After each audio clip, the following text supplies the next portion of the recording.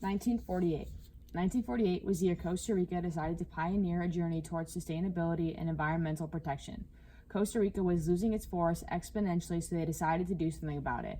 In this year, the country abolished its armed forces in order to shift funds toward health and educational resources. Since then, the country hasn't looked back. In 1966, Costa Rica began employing ecotourism. Ecotourism is responsible travel to natural areas that conserves the environment and improves the well-being of the local people. Costa Rica aims to create awareness of the conservation of land and culture while minimizing the negative effects of traditional tourism. In 1996, Costa Rica passed the Forest Law 7575. Part of this agreement created a system called Payment for Ecosystem Services, or PSA. Through this system, the Costa Rican government pays farmers and ranchers alike to preserve forests on their lands as well as replant trees so forests may grow and regenerate naturally. Today, Costa Rica makes up about 0.03% of Earth's surface. However, it houses nearly 6% of the world's biodiversity. To add to their impressive resume, it is covered in more than 53% of forested area, a substantial increase from the mere 17% in 1983. Further, Costa Rica's system of national parks and reserves covers 1,342 hectares, or 25.6% of its land area. These include islands, beaches, rainforests, volcanoes, hot springs, caves, river canyons, waterfalls, and so much more. On top of this, from 1990 to 2003, Costa Rica signed 45 international environmental treaties aimed at environmental protection, conservation, and regeneration. While it is clear Costa Rica stands proudly as a model to the rest of the world in how to effectively regenerate and protect ecosystem services, wildlife, and its people, it also has work to be done. More specifically, in the area of solid waste management and recycling. It's estimated that Costa Rica recycles only 1% of the 4,000 tons of waste it creates daily. 80% of this material could be either recycled or repurposed. In the province of Guanacaste, it's estimated that 122,000 people live in cities that do not provide garbage collection. This echoes throughout the rest of the country as well. This problem leads to people either burning their trash, throwing it into a waterway, or finding an open dump that other people have made into a waste ground. This is severely problematic as pollutants such as heavy metals, nitrates, and biological waste like feces infiltrate soil, fresh water, salt water, and get trapped in the air, which challenge the ecosystem services Costa Rica works so hard to maintain. It also can cause severe health effects and is detrimental to aesthetic beauty, which could lead to a decline in ecotourism and economic prosperity. A simple solution to this problem would be to direct some of the funds being generated through ecotourism every year, which is roughly $2 billion, to establishing solid waste management systems in each of the 82 cantons or municipalities of Costa Rica. These would be large facilities that send people out to each district within a canton to collect garbage. By doing this, Costa Rican people no longer need to throw their garbage wherever and have a proper collection system to rely on. I will touch back on this topic further in a second. However, I would like to divert attention to a particular area of focus for solid waste issues. This is the surf town of Santa Teresa. Santa Teresa lies in the Cabano district with the other towns of Malpay, Carmen, and Hermosa. The district of Cabano is home to around 5,200 people. However, this number grows at different times of the year as tourists come to enjoy the peace, beauty, and oceanic atmosphere. December and January are the busiest months for Santa Teresa. It has been said that the streets become incredibly congested and virtually impassable, and as you can imagine, garbage generation increases severely. This is problematic because there are just not enough places to put it, so piles abound. These towns have grown tremendously as tourists recognize the insanely beautiful beaches and fantastic waves to catch. However, the town of Santa Teresa, as well as the others in the district, lack the correct infrastructure to support this boom in tourism, people, and waste. As they have grown economically and commercially, their waste management system has not followed. In 2010, a tragic accident occurred in Morro de Prazeres in Santa Teresa. There was an avalanche of accumulated garbage that ended up killing 30 people. If this did not wake the people up that there was an issue, I don't know what did. Santa Teresa once had 60 collection areas for garbage and recycling. However, most people failed to separate them, and the municipality offered severely unreliable pickup of the garbage. In fact, there have been times where they just forgot or neglected to pick up the trash at disposal sites. This left litter all over the town and pile-ups where the collection points were. Many of these sites were in front of businesses whose owners became fed up with the piles of trash and removed the collection bins. As of 2015, there were only 3 collection stations in the entire town, with not enough places to dispose of trash. It quickly became scattered along roadways, beaches, parks, and in waterways.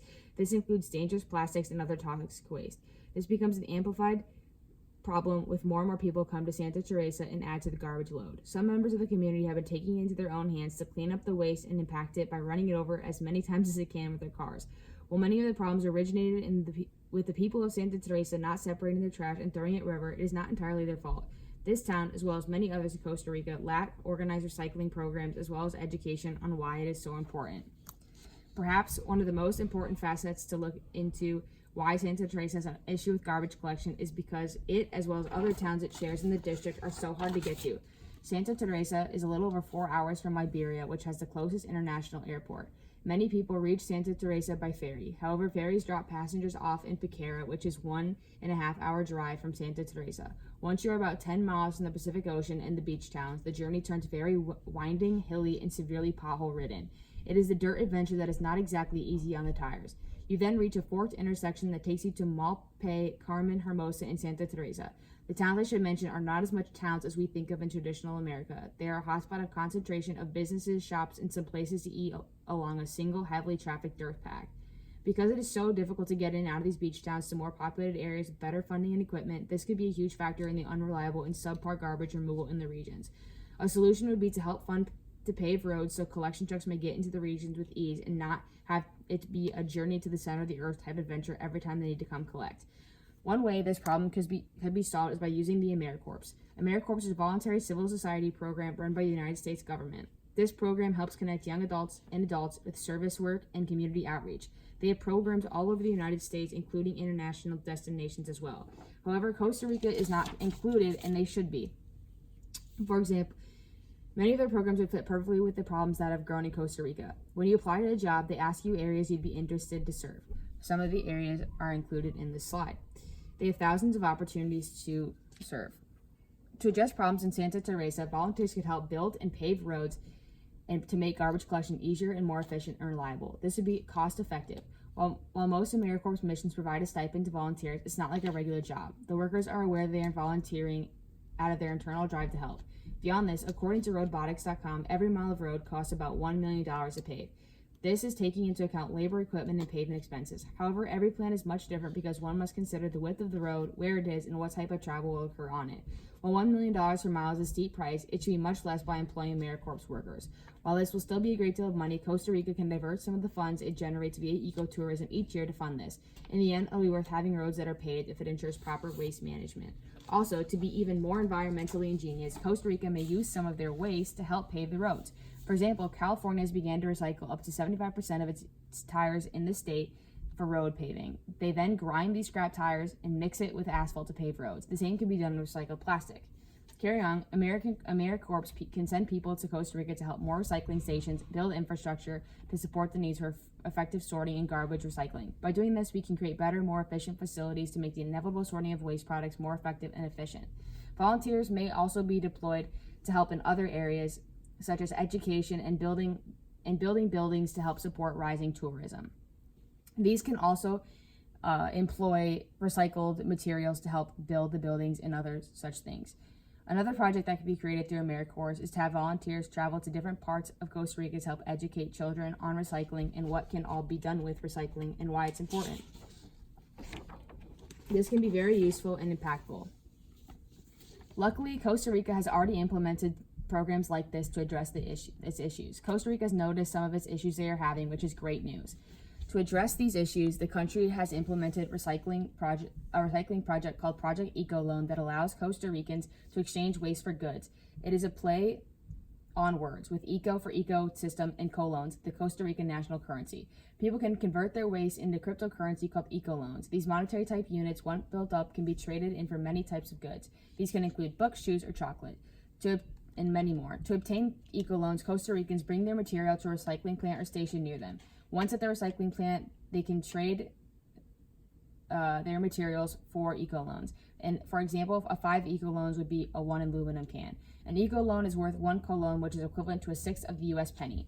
Costa Ricans may hand in tins, aluminum, glass, or plastic to these stations. A cool feature of this project is that Costa Rica has allowed different private companies to partner with them that offer to trade products and services shown in an online catalog at discounted prices.